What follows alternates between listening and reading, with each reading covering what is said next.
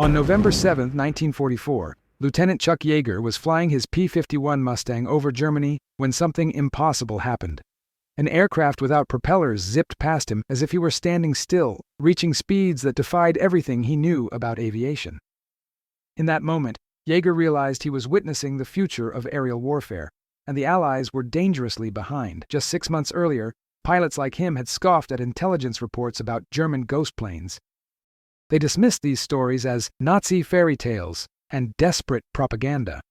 After all, how could a nation surrounded and bombed daily develop technology superior to the Allies? The answer was roaring through the skies at 559 mph, 200 mph, faster than any Allied fighter. The Messerschmitt Me 262 wasn't just a plane.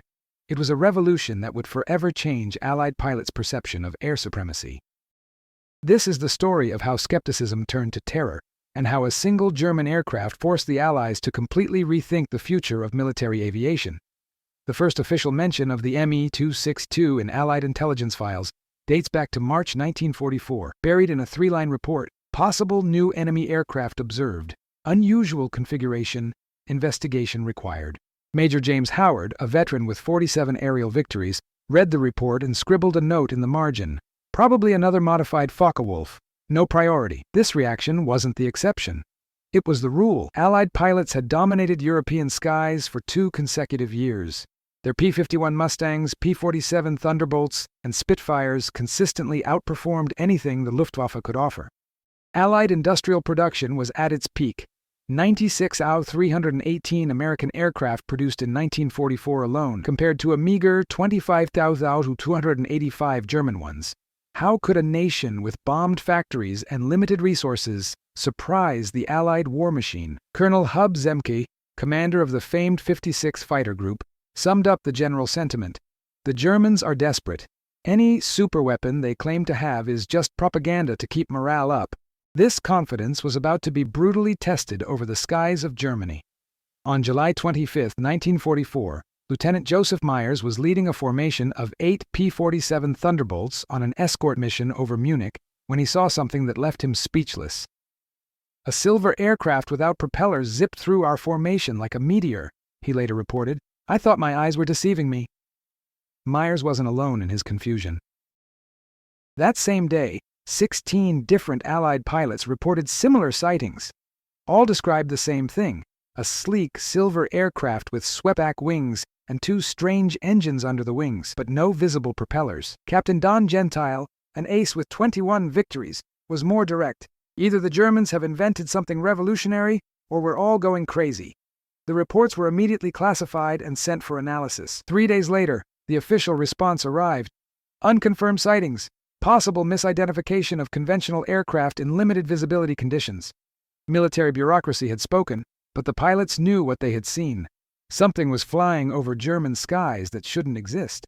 What the Allied pilots didn't know was that they were witnessing the result of 5 years of secret German development. The Me-262 had first flown with jet propulsion on July 18, 1942, 2 years before the first Allied sightings. While American and British engineers were still experimenting with prototypes, the Germans were already testing an operational aircraft capable of 559 mph. The secret lay in the Junkers Jumo 004 engines, each producing 1,980 pounds of thrust. For comparison, the Rolls-Royce Merlin engine of the P-51 Mustang produced only 1,695 horsepower, a completely different measure that didn't even compare to the direct thrust of jets. The Me-262 not only flew faster, it operated on a completely different physical principle. While Allied fighters relied on propellers to convert power into movement, the Me-262 expelled high-speed gases directly backward, creating pure thrust. It was like comparing a cart to a rocket.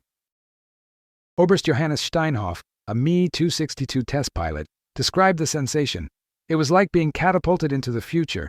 Nothing I had flown before compared to the brutal acceleration and absolute speed." The first official confirmation of the Me-262's existence came from an unexpected source: reconnaissance photographs taken on August 2, 1944. Lieutenant Robert Estrella, a pilot of a modified P-38 Lightning for reconnaissance, was photographing the Lechfeld airfield when he captured images of parked aircraft that didn't match any known design. The wings were swept back, The engines looked like metal tubes under the wings. And there were no propellers, Estrella reported. I thought I was photographing some kind of experimental glider. The photographs were analyzed by a team of aircraft identification experts in London. The result was disturbing. The Germans had developed an operational aircraft using technology that the Allies were barely beginning to understand. Brigadier General Benjamin Kelsey, responsible for the analysis, sent an urgent telegram to Washington. Confirmed existence of enemy aircraft with unconventional propulsion, unknown capabilities, significant potential threat. For the first time since Pearl Harbor, the Allies faced genuinely superior military technology. The era of absolute air supremacy was over. The first documented combat encounter between a Me-262 and Allied fighters occurred on August 28, 1944, and it was a brutal awakening. Major George Preddy, an ace with 26 victories piloting a P-51 Mustang, was leading a patrol of 4 aircraft when he spotted a lone Me-262. I thought it would be an easy kill, Preddy reported. I dove to intercept, but the German aircraft simply accelerated and disappeared. I'd never seen anything move so fast. What Preddy didn't know was that he was facing Hauptmann Georg Peter Eder, a veteran pilot with 78 victories. Eder had received specific orders: test the Me-262's capabilities against Allied fighters, but avoid prolonged combat. The Mustang tried to intercept me, Eder later reported. I increased power and left them behind as if they were statues. The speed difference was absurd. In a matter of seconds, the Me-262 had accelerated from 250 mph to 500 mph, leaving the P-51s completely behind. Preddy tried to pursue, pushing his Mustang to its limit of 437 mph, but it was useless. The Me-262 had simply disappeared over the horizon. It was humiliating, Preddy admitted. For the first time in the war, I felt completely outmatched. News of Preddy's encounter spread quickly among Allied squadrons, generating a mix of disbelief and growing concern. Colonel Francis Gabreski, an ace with 31 victories, summed up the general sentiment. If the Germans have aircraft that can outpace us by over 100 mph, we need to completely rethink our tactics. The numbers were frightening. The Me-262 could reach 559 mm in level flight, while the P-51 Mustang, the fastest Allied fighter, reached only 437 m. The P-47 Thunderbolt lagged even further behind at 433 m. Even more concerning was the climb rate. The Me-262 could climb 3,937 feet per minute, compared to the P-51's 3,200 feet per minute. In aerial combat, these differences were devastating. Captain Chuck Yeager, future breaker of the sound barrier, faced a Me-262 in September 1944. It was like trying to hunt a falcon with a dove. They could choose when to fight and when to flee. We didn't have that option. The psychology of Allied pilots began to change. For the first time, they weren't the predators, they were the prey. The psychological impact of the Me-262 went beyond combat statistics. Lieutenant Urban Drew, who managed to shoot down 2 Me-262s on October 7, 1944, described the experience. You had to ambush them during takeoff or landing. In flight, they were practically invincible. Drew had discovered the only significant vulnerability of the Me-262. The Jumo 0 or 4 engines were extremely sensitive during critical phases of flight. The German jets needed long runways and time to accelerate, Drew explained. If you caught them at that moment, you had a chance. This tactic became the standard Allied strategy. Patrol known German airfields and attack the Me-262s when they were most vulnerable.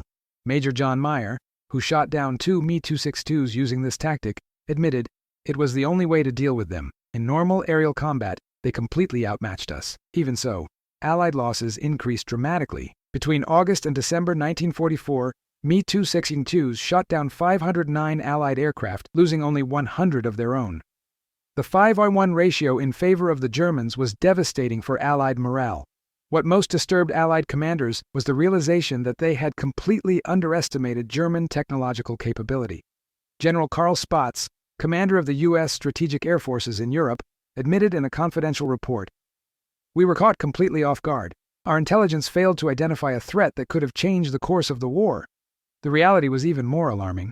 The Germans didn't have just one Me-262. They had produced 1,133 units by the end of the war. If they had entered mass production a year earlier, or if Hitler hadn't insisted on using them as bombers, the outcome of the air war could have been drastically different. Colonel Hub Zemke, who had mocked the initial reports, was captured by the Germans in October 1944. During his captivity, he saw Me-262s operating up close. It was obvious we were dealing with technology at least 5 years ahead of ours. It was a humbling lesson I never forgot. Allied confidence in technological superiority had been permanently shaken.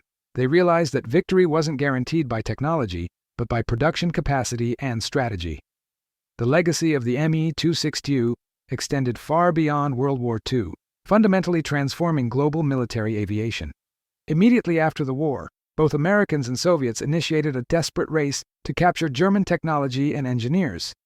The American Operation Paperclip brought hundreds of German specialists to the United States, including many who had worked on the Me-262 program. The result was direct. The American F-86 Sabre and the Soviet MiG-15, which would dominate the skies of the Korean War, were direct descendants of the German design. The swept-back wings, engine configuration, and even control systems were adapted from German technology. General Chuck Yeager, reflecting on his experience decades later, said, "The Me-262 taught us that war isn't won just by courage or numbers, but by innovation. They showed us the future, and we had to race to catch up." Today, every modern military jet carries elements of the Me-262's DNA. The aircraft that Allied pilots initially mocked became the ancestor of all modern jet aviation, proving that underestimating the enemy can be the most dangerous mistake in war.